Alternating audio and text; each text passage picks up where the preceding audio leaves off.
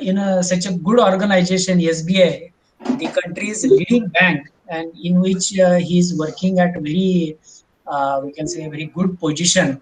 So, needless to mention more on that.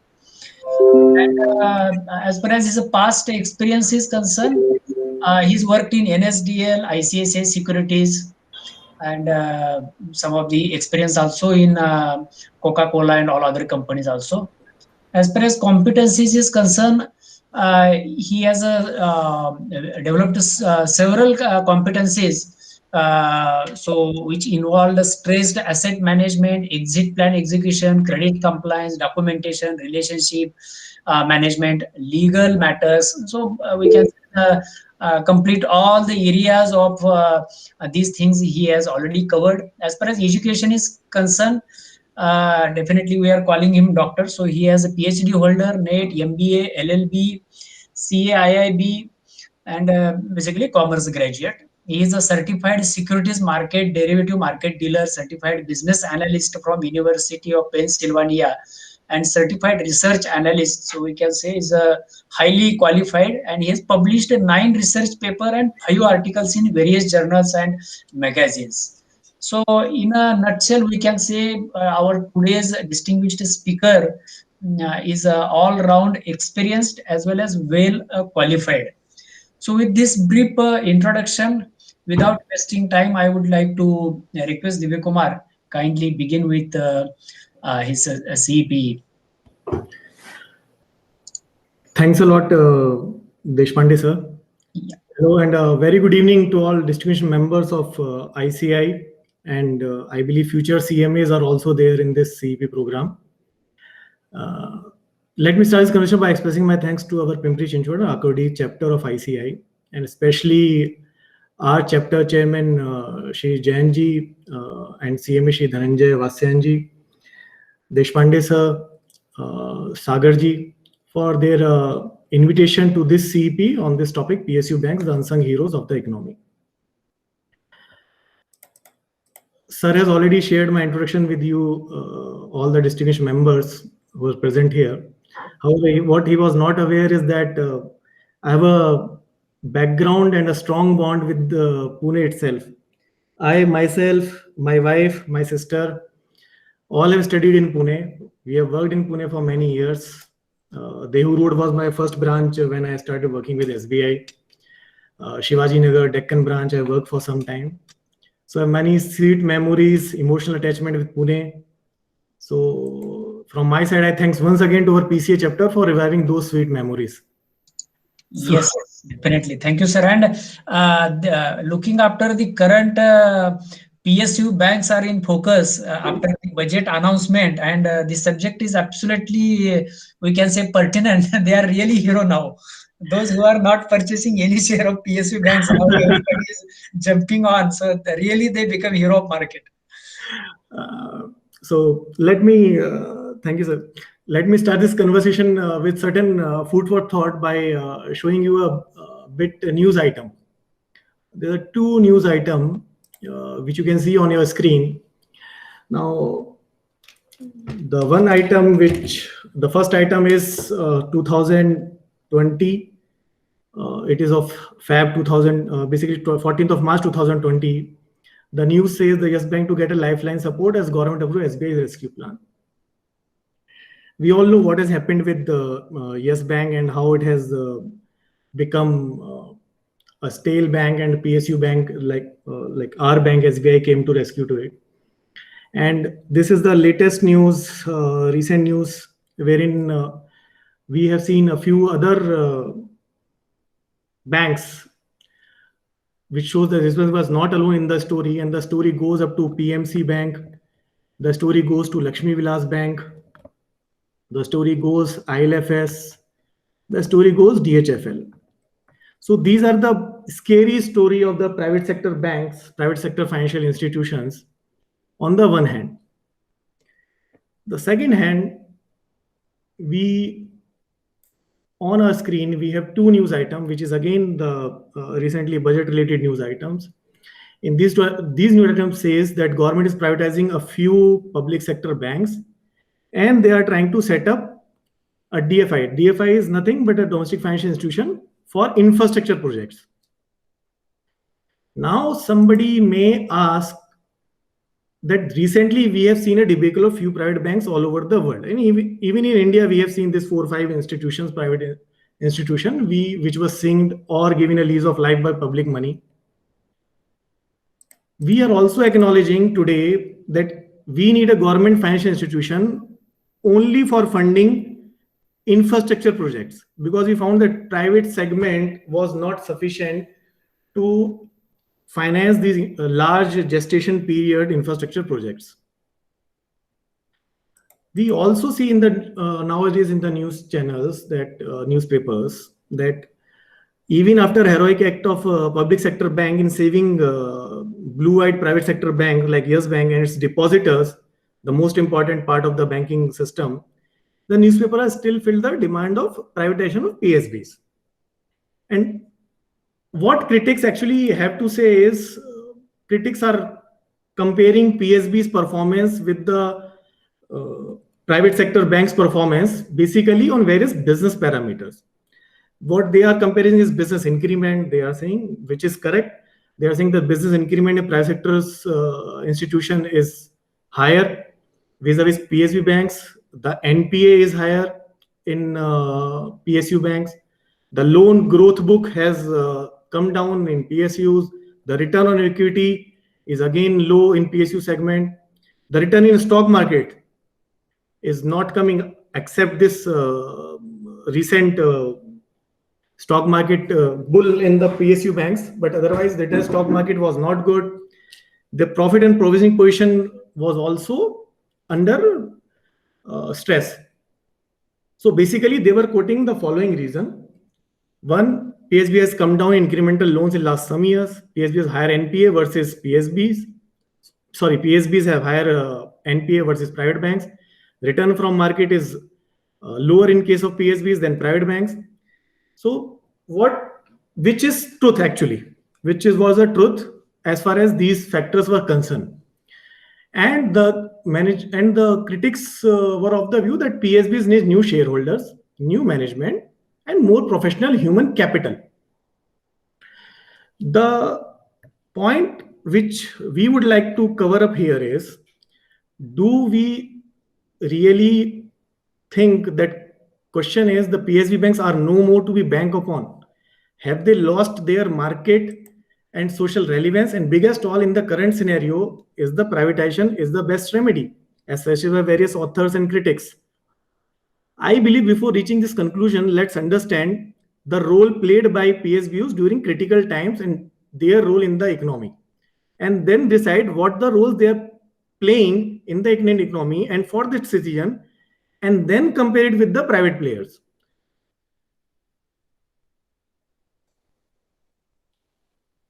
So to understand what is their purpose of PSU banks, let's understand what their act says, why they have been made, what is the reason of their creation.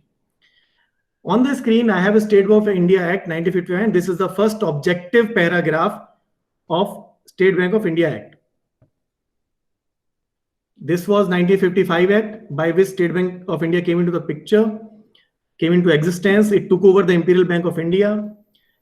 Now, if you read the act says, whereas for, this is the first paragraph again, whereas for the extension of banking facilities on a large scale, more particularly in rural and semi-urban areas, for diverse other public purposes, it is expedient to constitute a State Bank of India and transfer the undertaking of Imperial Bank India to it. Now, this objective clause, we all are CMAs here. We understand what is the objective clause of when you are setting up a company or an institution.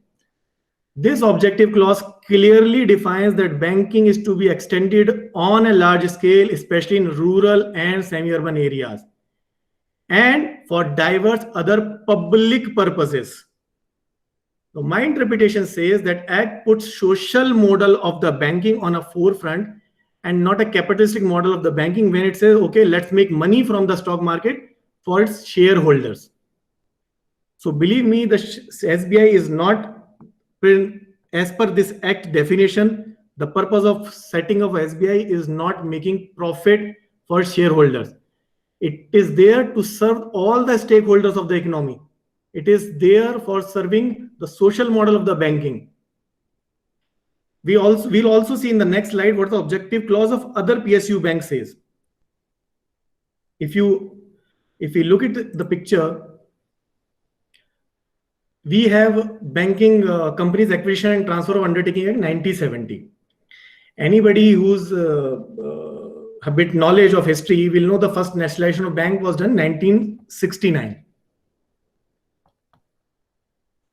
Now, at that time, in 1969, actually, this nationalization was done by a presidential notification, which was later act was passed in the parliament. Now, what is the need of this nationalization at that point of time? Government has already had its hand on SBI.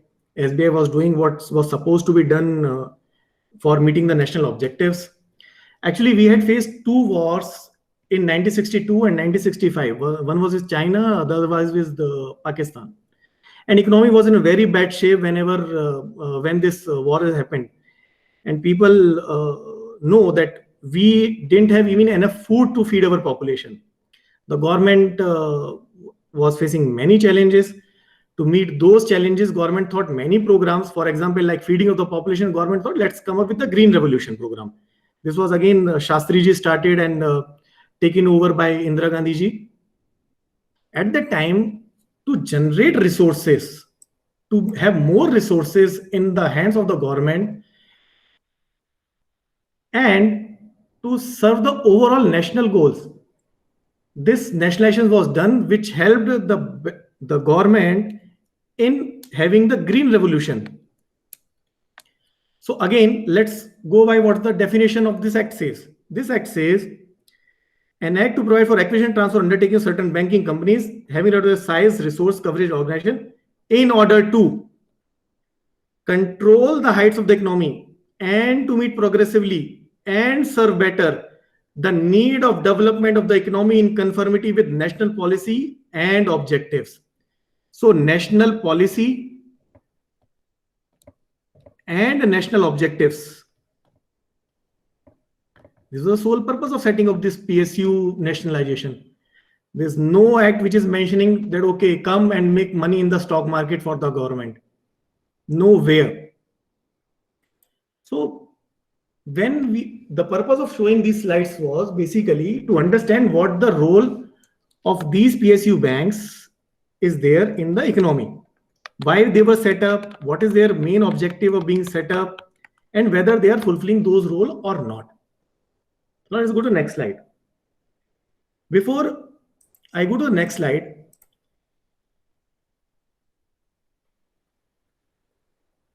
we need to understand the purpose was socialistic approach for development of the economy as per need of the nation and not a capitalistic model. What I'm trying to put up is that these banks, the purpose was to serve the overall national goals and not to serve a certain class of the people, which was the prevalent practice at that point of time. In this, if we go one by one, what are the analyst observations were?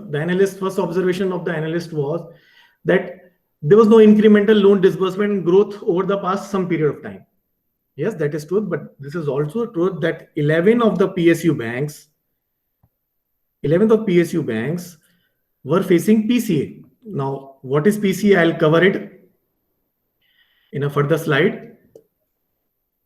The PCA, what PCA does, basically, it restricts your capacity to lend. It restricts the expansion of branch.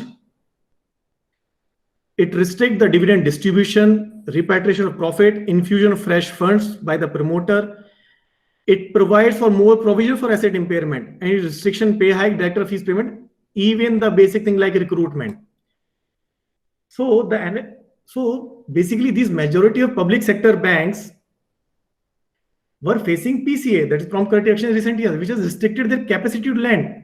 While the regulator took these proactive actions to protect these banks and their depositors, it took away the bank's ability to sanction new loans to a great extent. Now, for the students who are future CMAs, for them, I'll just expand this topic a bit. See, RBI has 4 key factors to determine whether the banks in question deserve to be brought under PCA or not. And remember, each of these factors are also to be graded in terms of seriousness of the situation, because each grade has a threshold which will attract a different set of action by the RBI. So basically, the main criteria, the first criteria is your capital adequacy ratio. The CAR as per Basel III is 8%, and the RBI says for PSU banks is 12%. Now the benchmark CI, which is globally defined by BIS, which is based in Switzerland, the starting point is if there's a 250 basis point reduction in the CAR as defined by RBI, this will be the first threshold. If we go by this threshold, we have 2-3 banks which come under this threshold, and for which PCA was invoked. The second criteria is asset quality. That is, asset quality is basically the NPA. Now, the rule says the first threshold of the PCA will be initiated by RBI if net NPA of the bank crossed 6% mark. And the second threshold comes when it crossed 9% mark. Now, if you see, all of these 11 banks basically have crossed this threshold mark. The NPA crossed 6%, 9%. The GNPA in some of the cases like IDBI, like IOB, UCO Bank, Dena Bank, Central Bank has near to 1/4 of the portfolio. Again, the third parameter of profitability, third criteria was the profitability. If your return on asset, the RBI considers return of assets as the benchmark for the profitability. The RBI triggers the first threshold on the PC of the bank report 2-year consecutive negative ROA, which more or less all of these 11 banks have triggered. The last criteria is the total debt leverage, but most of the cases this was not triggered. So whenever each threshold is breached, I've already discussed that these are the restrictions which come on a PSU bank, which does not allow them to expand, which does not allow them to lend. And that's the reason there was a lack of business development in PSU segment for last 3-4 years. There's another factor. The another factor was merger exercise. We had 27 banks 2 years ago. Today we have 12 banks, PSU banks. Now we understand whensoever merger exercise happens. Now, for example, SBI merged with Matiala, Bharatiya Mahila Bank, Mysore, Hyderabad, Bikaner and Jaipur, and State Bank of Travancore. Whenever this exercise happens, most of the banks which were doing the exercise, they get busy in form of rationalization of branches, rationalization of business, rationalization of the staff, and how to handle those problems related to this merger, problem related to staff, problem related to software, problem related to branches, problem related to customer. And you have to satisfy all these factors when you are doing this merger exercise. In SBI, luckily, the system was same. And these were the subsidiaries, mostly except Bharatiya Mahila Bank. But the further exercise, which further pained the PSU banks, is the merger of these several banks into a. Now, these banks have different culture, different location, different regional identity, different regional way of doing business. Now, when PNB, which is a North Indian presence, was merged with the United Bank, which predominantly is the eastern side of presence regional bank, when these merge, these are two cultural merger. And with this, you have to handle the cultural shocks of the staff. You have to handle how to rationalize the branches, because there are places when all of these 3 banks have branches in a same locality, same building or the same road. You have to rationalize the business. This merger exercise again has put some effect on your business development part. Now, those enthusiasts who are looking in the stock money made by the PSU holding or private shareholding. See, I've already explained earlier, the purpose of these PSU banks was not to make money for their shareholders, but to provide benefit to all stakeholders. These stakeholders include a person who is running a rickshaw, does not have a single rupee to open a bank account. He is the beneficiary of this nationalization. Now, however, still, those who are comparing the stock market returns, for them, the current stock market position may give a clear reason why the market capitalization or stock market return should not be a parameter to ascertain the efficiency of a bank or to demean its role in the economy. The stock market and share price basically respond to perception. We all are aware. We all are aware that despite of COVID-19 position, despite of negative growth outlook given by many analysts worldwide due to COVID pandemic, there was loss of business, massive loss of business, massive loss of job in economy, but still stock market was scaling the new heights. So it is all perception based. But just for sake of comparison, we again need to, I'll give this perception, how this perception works. Beginning with the majority PSU banks are facing PSA. Under PSA, they were facing restriction on dividend distribution. The market sentiment was low against them. The banks were stopped from business expanding their branch network. There were higher provision which was supposed to make, and this all affected their market perception. Apart from this, because of this merger exercise, the market was in a price discovery mode. When you know that three banks are merging, what could be the best price available for them after merger? For the enthusiasts who believe in the numbers, I've given two charts. One, basically this chart provides the share price of SBI and Yes Bank, and I just want to show how the perception works. If you see 2016, the share price of Yes Bank was 143 and SBI was 162. This is 1st of March 2016.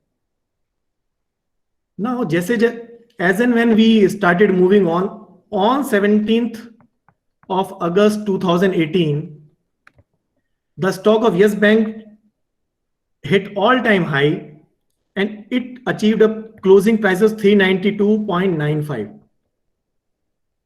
per share, which means it gave a return from here to here, a return of almost 174%. Vis-a-vis in the same period, SBI from 162 to 302, it gave a return only of 87 or 86%, which was half if you compare with the Yes Bank price. Because market perception was that SBI is a PSU bank, it will not perform. Yes Bank is a private bank, it's performing well.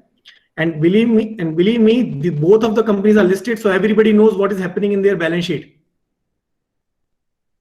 But same Yes Bank was trading at 34.55, while SBI is still trading at 303, the same price, on 28th of February 2020. It was just 1 week before final declaration of SBI's takeover of Yes Bank. Now the return fetched by the Yes Bank since its peak, that is from here to here, was minus 91%. SBI remained flat. What SBI could do, what Yes Bank could not do, is market has not, who have thought that one share who's roaming at 392 and the other share is still roaming at 300, this company is going to take over this company. The problem is, which we need to understand as a country, are we looking for a welfare maximization or are we looking for the wealth maximization? Any author or any writer, when he writes a letter, are we still in the perception that privatization is the way ahead and only privatization can bring services to the needy? We need to relook the history and the data. We know what the role has been played by the PSU banks in Green Revolution. We know what the role they have played in resource generation and investments in various sectors, including agriculture. The wave of nationalization in 1969 brought us the growth and the food stability. And banks are not in pure business. They're not a money making process. They are not supposed to serve just upper class customers, but also the person who are the bottom of social and economic pyramid. The benefit of banking should be reached up to the last home and last citizen of the country, irrespective of social, economic, and geographical position. Now, let's talk about one of the biggest scheme happened in the last few years, which has provided the true financial inclusion in last 5-6 years. When I was working on this article, I was working on this presumption whether any of the analysts, we all discuss when the analysts give the data in the article, they all discuss what are the profit made, what are the provisions made, what is the perception of the market. But have we compared the serve the poor ability, especially in the critical times? The nationalization purpose was to provide the banking service to each citizen, especially to the person who's at the bottom of the pyramid. Now, this Pradhan Mantri Jan Dhan Yojana was the purpose of this. What this scheme provides, let me go through the nitty-gritty of this scheme, and then I'll come. We know today there are more than 40 crore accounts opened under this scheme. This is the data as per pmjdy.gov.in. 40 crore accounts have been opened under this scheme, which means that there are 40 crore people who have been provided one saving bank account first time in their life, which simply means now they are financially linked. They are financially included in the system. Now they are eligible for subsidies, the direct benefits, and everything. This is the first time account came with no requirement to maintain any minimum balance, and people interest is earned on the deposit in PMGDY account. Debit card was provided free of cost, and this is the first scheme which provided you financial security in case of any mishappening. How so?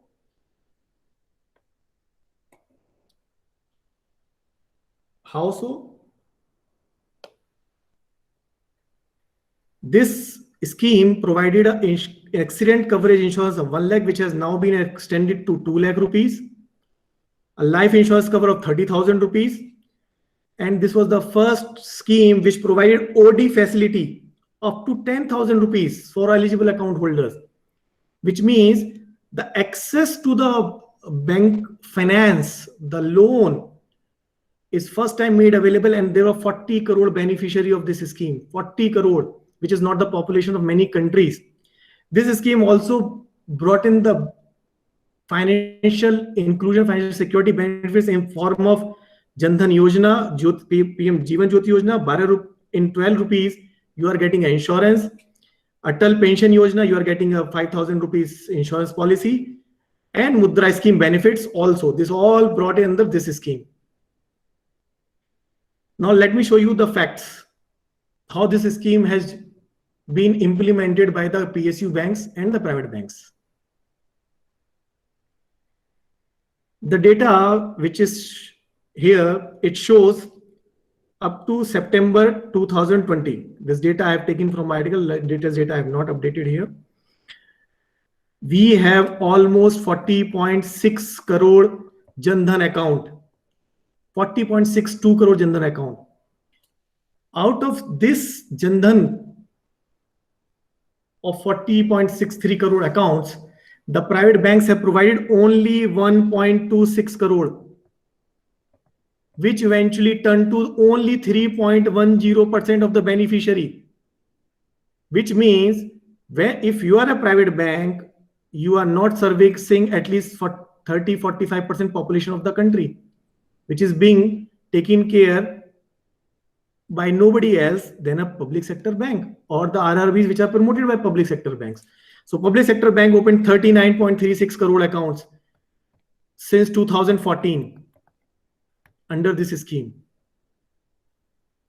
Let me tell you one more fact. There are around 91,000 public sector bank, and there are around 30,000 branches, sorry, not bank, branches, and 30,000 private sector bank branches. By this way, almost 1/4 of the banking branches are covered by the private sector bank. This 25% of the branches are covering only 3.1% of the mass. Now, people may also give justification that private sector banks are mostly located in city areas, metro areas, and not in rural areas, semi-urban areas. I have collected the data of urban sector. The data shows there are 14 crore accounts approx opened in metro center and urban centers. Out of this, only 56 lakhs account have been opened by private sector banks, which accounts to 4.08% of all the accounts. Where this 96% population has gone? Only to public sector banks in urban centers. Now, what is the perception? There may be perception, and I've worked in the private sector industry also. So what is the perception of private banks? That these type of account will be a drag on the branch profitability, as it results in high footfall in the branches, which is there in the public sector branches, there are high footfall, and with a low transaction value, and their focus on HNI customer may get diluted. So, but what has happened, the analysts have not been able to ask this question to the private sector banks, that why they are not serving 97% of the needy population who does not have money to open a zero balance account, who does not have money to get an insurance, and why this work have been left to private sector banks. You also need to understand, opening account, giving a debit card, giving a passbook, this all require, and this entails a significant cost, which is being borne by the private sector bank in their balance sheets. Now, what is their ability? We have seen what is the total business they have done. Let's see how much they have served, how much banking industry has served in the COVID times. We know lockdown was announced in March 2020, and most of the restrictions were diluted by the September 2020. So almost 6 months we had many restrictions. 3 months were full restriction, then diluted. So up to September we have diluted many of the restrictions. Let me show you what is the performance of our banking industry during national calamity. The total number of beneficiary is in this period was 2.34 crores. So banking industry has opened new Jan Dhan account, which gives you a new bank account, new debit card, financial inclusion, subsidy. It gives you insurance. It gives you 10,000 rupees ka OD, and it also entails you that 500 rupees subsidy, which 500 rupees grant, which government has provided at that point of time. 2.3 crore new accounts were opened by this banking industry. 2.3 crore is not the population of many countries. Out of this 2.34 crore, the private sector bank has opened only 58,000 accounts, only 58,000 in this 6 months period. In this 6 month period, which means public sector banks has served 99.75% of the population in this pandemic time. Further, if you have a closer look in the figures, the public sector bank figure data, which we see this 58,000 figure. If we look at the data of most of the private sector banks and the big banks, in this 58,000,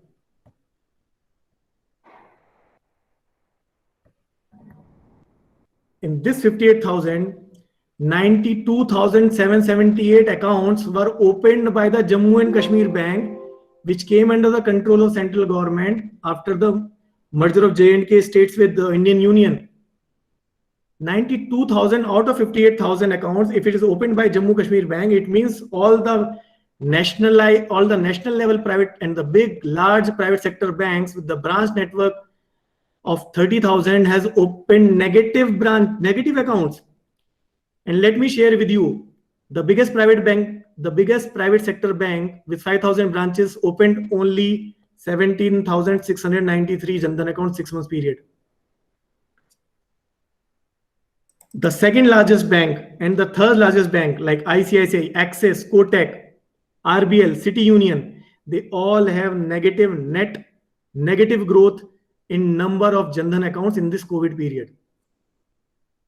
People may still brush up these figures by just saying that economy of the urban area came to standstill, and because this private bank has a more presence in urban areas, so they found they might have not get the business as rural area, which was largely unaffected by the COVID situation. For them, I would like to produce the data in the next slide for the similar period. Now, for the similar period last year, for 6 months, total 1,79 lakhs accounts were opened. Out of this, private banks opened almost 2.5 lakh.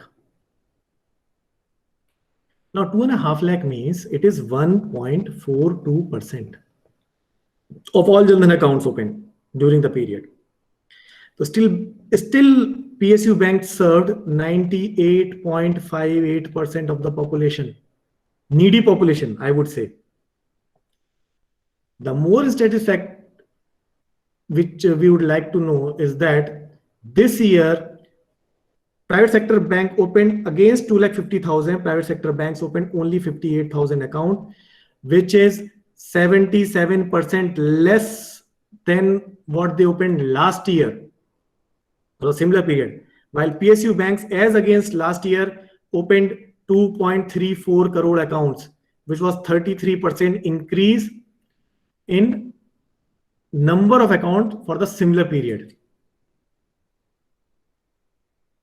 Now we have understood what the role PSU banks are playing as far as providing the basic necessary facilities to the masses. Now I'll show you another news which is there in the newspapers. This is of education loan. IB has a scheme of education loans, and students who are listening to this, they must be this will help them in learning what the education loan, how does it work. The current IB scheme of education loan says that up to 7.5 lakh rupees education loan, you require no collateral security. So if you want to become an engineer and your father is a rickshaw puller, does not have money, come to a bank, take 7.5 lakh, and this scheme is applicable to all banks, private as well as PSU. No collateral will be asked up to 7.5 lakh rupees loan. Only your father has to come along with you, or your mother has to come along with you, or your natural guardian or legal guardian has to come along with you, sign the papers with the bank, take this loan. Above 7.5 lakh, there's a collateral security provision. But this 7.5 lakh is basically unsecured loan, which is being provided. There's no margin up to 4 lakh rupees loan. Now, what is happening in this loan schemes? And this is, education is the human capital built up for the future. This is how we look at it. Look at this news. I'll broader this news if you are not able to see.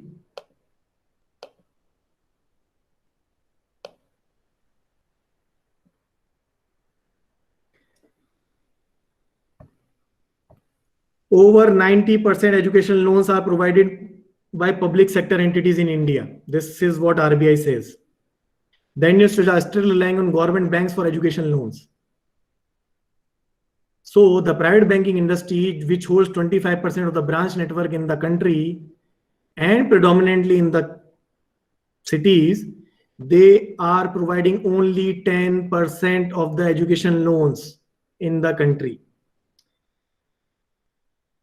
So if something goes wrong, who is the affected party? This second news, if you see, education loans NPS is 9.55% as job and income dry up. This news is 15th of May 2021. Out of total education loan disbursed, 3,66,260 loans, account worth 8,500 crores have turned bad. This is what government data says. This is what this news from the Mint says. Now, this 8,500 means if I go by the 90% concept, almost 7,750 crore rupees loan account belongs to PSU banks. Next slide. Let's go to the next slide to understand what the social role banks are providing. In job generation, SME, in the start of the presentation, Deshpande sir has categorically said the government pushes on SME business, and PSU banks are in line for implementing these government schemes. See, predominantly, we will be talking about Mudra loan because the data is available on mudra.org.in. There are three types of loan in Mudra. One is Shishu, one is Kishore, and another is Tarun. Now, the Shishu loan, this loan is available whether you are a first-time businessman or you are a conditioned businessman. So, in Shishu, we give a loan up to 50,000 rupees for small business. For medium segment business, in Kishore, the loan is available up to 50,000 to 5 lakh rupees. In Tarun, the loan is provided between 5 lakh to 10 lakh rupees. Again, these all loans are collateral free. There are no security which you need to provide. Now, if you look at the data, this data is financial year 2019-20. This is basically the number of beneficiaries, and these are crores, figures in crores. Numbers, crores, numbers, crores, numbers. This is a total numbers, and this is figures in crores. Now, despite of all this merger exercise, despite of all PCA exercise, I've shared the data of top 2-3 government banks and top 2-3 private banks. Let's look at the data. The SBI, which has a market capitalization today lesser than SDFC. Total outlay of the fund for this scheme was 34,977 crores. And what's the total outlay of SDFC? 8,149 crore. Other bank, Axis, 4,000. Kotak, 235. If you see these all together, these all private bank together does not even cover up what is a single bank like SBI is providing. The Bank of Baroda, 10,182 crore, which is equal to almost all the private sector bank here. Again, if you go the number of beneficiaries, 36.76 lakh was the number of the beneficiary to whom loan in SME has been provided by SBI in financial year 19-20 up to 10 lakh rupees. I am not quoting the figure which are beyond this Mudra loan scheme, but there are several schemes which SBI has launched for SME improvement, SME business. This data is only for Mudra loan scheme, because here we have comparable data. 36 lakh, wherein the Kotak, 5,570 beneficiaries.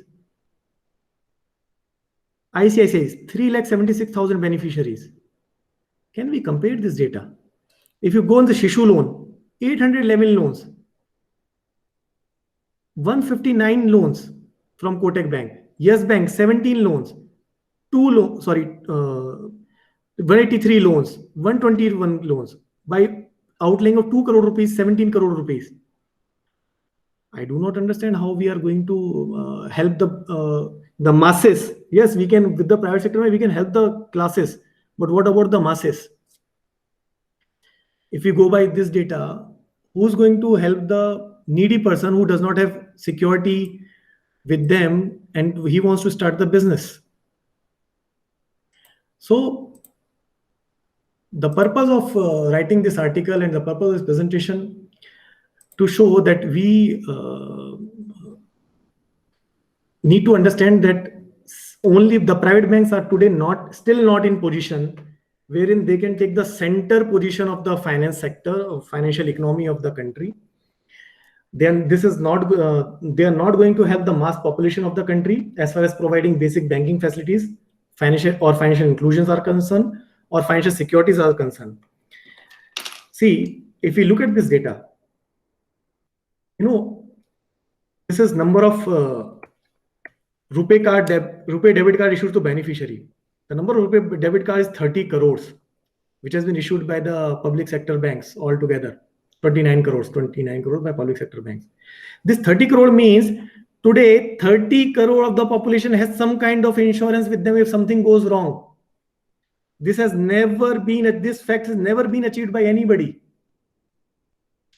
So we need to understand that these PSU banks are required for the system, because we cannot provide, the private banking system cannot provide the basic banking facility, financial inclusion, financial security. And without which, if you leave the major population, 40 crore population, if you leave them outside economic prosperity of the country, then economic prosperity country as a whole shall remain a distant dream.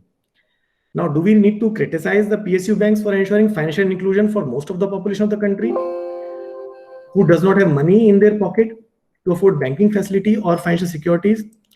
Or do we need to bash up them for ensuring funding to the projects which otherwise would not have seen the light of the day? And government has acknowledged this by launching a DFI for infrastructure projects. Or we need to bash up the PSU banks for ensuring the funding to the citizens of the country as per government mandated schemes to serve the larger goal of the country and society instead of looking for profit potential only. So my belief is that country still need, if not all, a few private sector, few PSU banks to bank upon, and they largely remain the unsung heroes of the India's battle for achieving economic prosperity. Thank you all. That is all from my side. Thank you all for your patient listening. And I end my discussion on this topic. One usual declaration which I usually provide that at the end of every presentation is that any of the views which are expressed in this presentation is basically my personal opinions and views, and it has no correlation with my employer. Thank you all from my side. Over to you, Deshpande ji.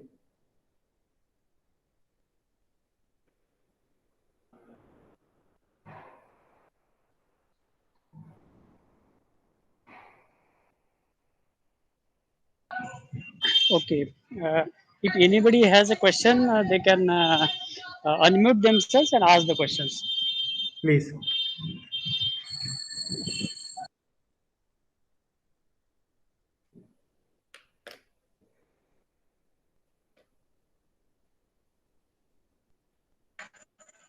Okay. Till the time question comes, sir, I would like to ask one question. During the Please. budget, there is an announcement of bad bank to take up all the stressed assets of all PSU banks. So what this concept is and how this is going to help?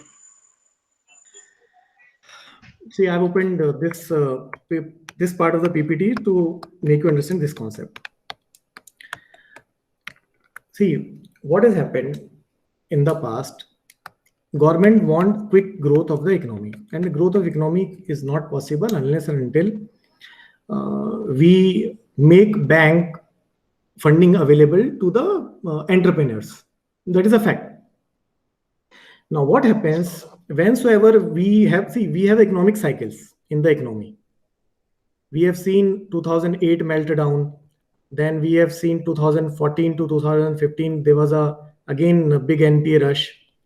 And again, we have seen 5, 6, 7 years down the line, we are again seeing COVID-related situation where a lot of NPA are expected in the picture.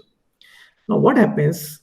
The bank manpower, whenever your NPA goes after a certain extent, the bank manpower got busy in recovering those assets.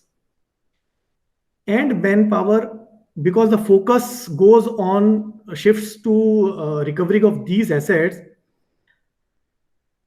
The main business of the bank, the main government objective is financing of the entrepreneurs that take a backseat. Now, what will happen if you set up a bad bank? Now, I again give you one inside input also. In today's scenario, even today, all the banks have a vertical wherein if any account turns NPA, they usually shift that account to that particular vertical. Like we have a stress asset management group. So any account which turn NPA is being shifted to that stress asset management group, which take care of those NPA account, and the branches and the officers become relatively free to do new business. They need not to go to court, they need not to go to Tehsildar, they need not to go to DM for notice. And this all code related matter, all bhaga bhagi, everything is managed by this group. Now what the bank what the government has planned is, and this bad bank is a very old idea, that whenever this bad bank is there, any NP happens here, this will be shifted to bad bank, which will do the exercise of recovering these loans. One more benefit which will happen after shifting of loans to bad bank is, today what happens if a customer has taken 500 crore rupees loan. So usually what happens, 1, 2, 3, 4, 5 or 6 banks come together, form a consortium, and they give the loan, or either in the consortium or under multiple banking arrangement. Now, if this happens, this bad bank happens, everybody need not to fight the case and go for recoveries individually. Everything will be shifted to a bad bank, and a single entity will follow up for these recoveries. The all asset will be pooled of a customer, all recovery will be made by a single entity. So I believe by doing this way, bank can themselves be free for doing further business. Focus will be more on business generation.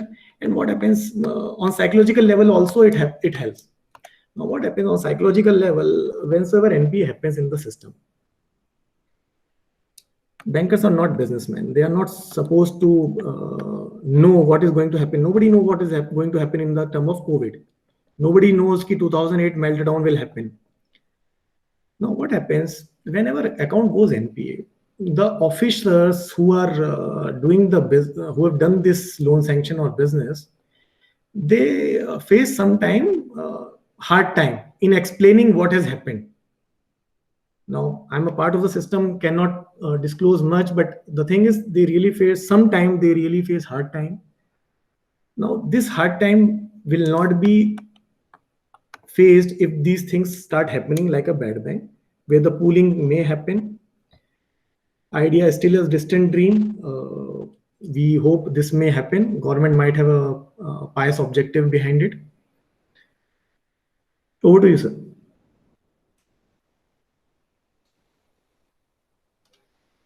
Yes, thank you very much, sir. Got it very clearly. Another one question, which is we can say more of the interest to professionals, CMAs basically.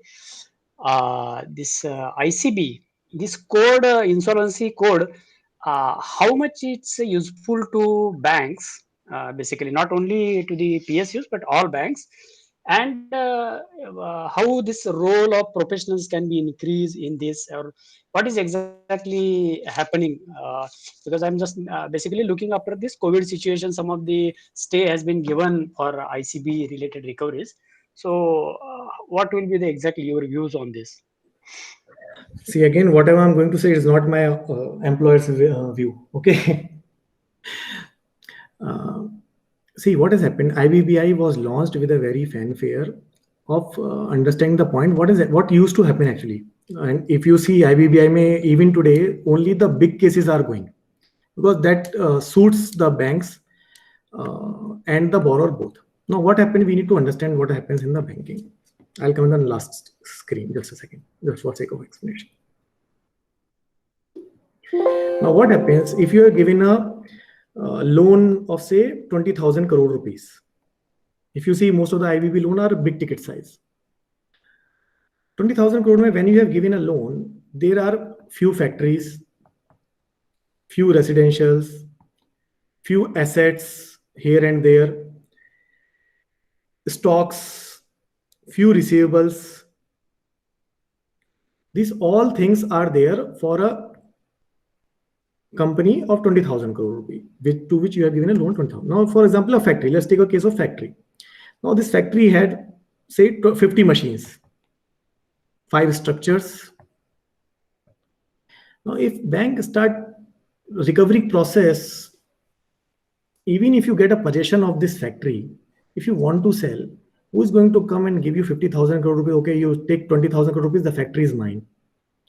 So at least IBBI has provided platform where you can bid, take a possession, because if you start selling one machine each, you start selling, it will take years to you in selling those machines. So from that angle, this model was very good when it was incepted upon. Over the period, and professionals have diluted a lot of teeth out of it. The COVID has brought the clause of standstill everywhere. Now everybody, even if you today go into the market, you want to sell an asset which has turned NP and you got a possession of that asset. Who is the investor?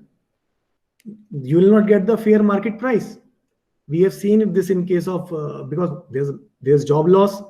Many of the mid-segment companies are struggling to survive themselves. So the price discovery mechanism has taken a hit. Apart from this, the new NPA which might have come into the system, this may not be their fault at all. This may be because of economic situation due to COVID. The suppliers might have got affected. Their buyers might have got affected. They are unable to sell their goods. They are unable to sell their products. The recovery has got stuck with their receivables, the debtors. So this was a standstill which was given, and it was an honorable court's order. Even in small cases also, we are having a standstill. Honorable Supreme Court has said, do not declare account NPA till further instruction. So banks have nothing but to honor the instruction of the honorable court. The time will come, the time will pass. I hope the way economy is recovering, we'll be again coming back on our fast moving and with the new GIL. Over to you, sir. Yes. Now I would like to request all members, if they have any question, please ask, because it is I think a good opportunity made available that we have such a good speaker for today's subject. So if you have any question, please ask. Then I will move for vote of thanks.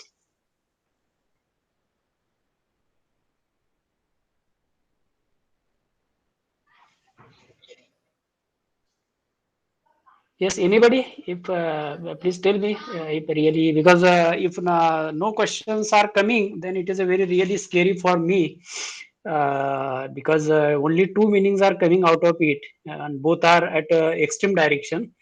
So please ask if you have. Otherwise, I will move forward for a conclusion of this today's CEP.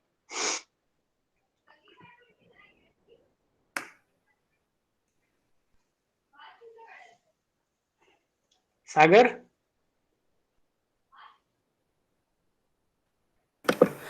Sure, sir. Actually, I was just waiting for all the members to revert on those things if they are having any questions. Okay. Now, silence from the members tells us that like they are not having any questions. So let us go for the vote of the thanks.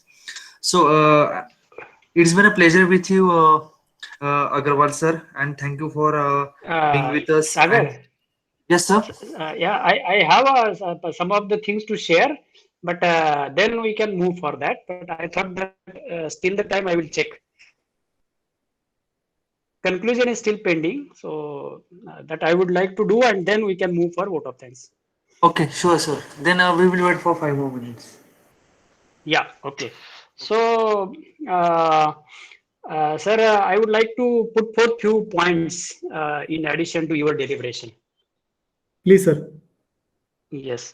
One of very first point is we cannot evaluate all these banks based on the barometer of share market, because Correct. share market is something which never connected with economy, even though it is said, because it is a perception based. It is just like a politics. Politics is not based on actual performance. It is there, but what plays more is a perception. Same thing is there as far as banks is also concerned. Correct. Now coming to the very, very important vital point sir has put forth, which is very important and normally ignored by those who never dealt with the people in rural area, what they are facing, what is their potential and so on. Really, these banks have made very, very wonderful job in this area. Why I'm saying this? Because anybody may be remembering few days back there is a battle going on whether Aadhaar to be made as a mandatory for KYC for maybe mobile new mobile you are taking or even existing mobile, and the battle has gone even to Supreme Court, and then it is said that it is not mandatory, it is optional. You may go for manual KYC also.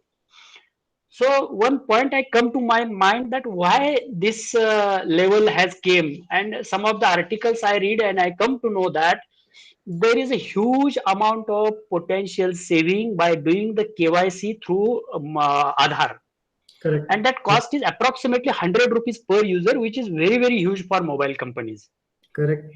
And then I come to know that even banking, they are spending more than 100 rupees per account for doing the KYC. And then thing come to my mind to run all the debit card, then link the benefit, then bank account using their existing infrastructure is a cost more than maybe few thousand to the bank, wherein people are getting free of cost all those things. This is the meaning of financial inclusion. And finally, okay, this is a good government initiative, but who pay this cost finally? Finally, this is burden to bank actually. And that is why I said that when we set some barometer, we have to see all those things also, and which is normally ignored. I came from rural area, so I know how much is the financial potential of those all the rural area people. Because doing the agriculture, even though you possess 3, 4, 5 acre, they are not doing their own farm, but they are going as a daily wages worker to some other farm makers because inadequacy of the capital. That is the level of farmers we have in our country, and those are in crores. Those are really in crores. Because I am not saying only out of reading, because I am having a 3 acres of land and I experienced this in my town. Correct. So that is why it is really appealing me, sir, that what is the great job these banks have done. Yes, there may be some bad things there, that some of the loans are given, which are then become NPA, so on, so on. But that may be 1%, but 99% we can see that there is a huge benefit. So these are the points I would like to add to your deliberation. I'm not expert in this area, but just a few things come to my mind, which I just put for the thought of members. Yeah, I'll give the audience one practical Yes, sir, please. out of it. Whenever a voucher, we put in one voucher. One studies of ours says, when we put in voucher, it costs us 85 rupees. Because it is not just a voucher. We need to maintain this data for 10 years. We need to provide a holding of this data for 10 years. So what happens when a customer comes for open an account? We need to provide him an account opening form. We need to put man hours for opening this account. The KYC verification we need to do. We need to give him an ATM card. The checkbook, the insurance, and this everything has a price. You know, in private sector bank to recover this cost, they have a 10,000 rupees minimum balance, so that they can recover this cost. Now, if any one of us has taken the PMJBY scheme, PM Bima Yojana, the cost is 12 rupees. Out of this 12 rupees, I have read one article. This all scheme was implemented through banks only. In 12 rupees, you are getting 2 lakh rupees ka insurance. Now this 12 rupees, the cost of even the form, which is you need to fill and give it to the branch, even if you do the Xerox, it costs you 1 rupee. And the commission which a bank gets, which I read in the article, was 40 paisa or 50 paisa. Now, what bank need to do? Bank need to take this form from you. They need to punch in the system, which costs them 85 rupees because this is a voucher. The form goes in the storage for 10 years. Then there's a storage cost. Then the policies, then bank send this form copy. One copy is sent to the national insurance, which has a cost of courier, which is 25 rupees or 30 rupees, depending where the location you are. And then the policy comes online. You need to take a print. You need to dispatch or provide it to the service, the person who has taken this insurance. This whole process you have earned 40 paisa, but you are paying 140 rupees. But you are supposed to do this service because your owner, your government says you have to do it. And this is a social service which you need to do. We need to understand that there's a difference between the revenue center and the cost center. There's a difference between the revenue center and the service center. Who will do this service? Can you expect a private institution which has been established for making profit to do this work? And believe me, banks have gone home and home for opening accounts. Banks have gone home and home for giving this insurance. Again, when it comes to claim, this again comes to these PSU banks. They need to give you this 12-pager form, which you need to fill. Then they have to send it to national insurance. They have to raise the claim in the system, and they have to get the money and give it back to your account. This whole responsibility again is on the banker. So the system is the lower strata of the people has to be served by somebody by paying some cost. And as you rightly said, this all cost come to the balance sheet. But we never consider that as a cost because that is a reason of the existence of these PSU banks. That is why they have been in existence. That is why they have been established. Over to you, sir. So, yes, this is really insightful. And now I would like to request Sagar kindly proceed for vote of thanks.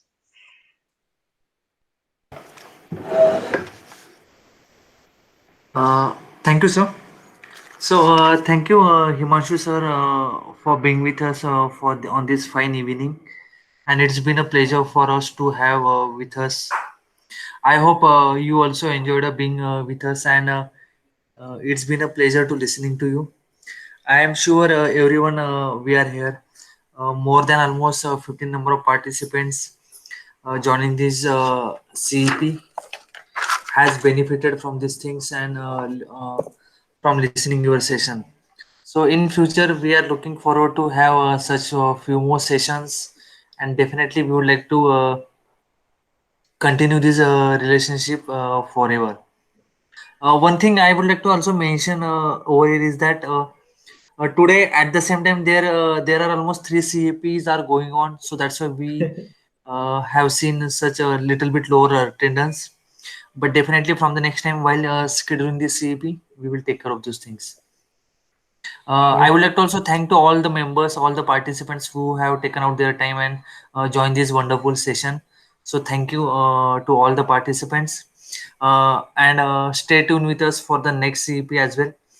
In the next week, next week and in upcoming weeks, we are going to have more interesting CEPs. So stay tuned for us with us for those upcoming CEPs. Once again, thank you, Agarwal sir, for being with us. Thank you, Sagar ji.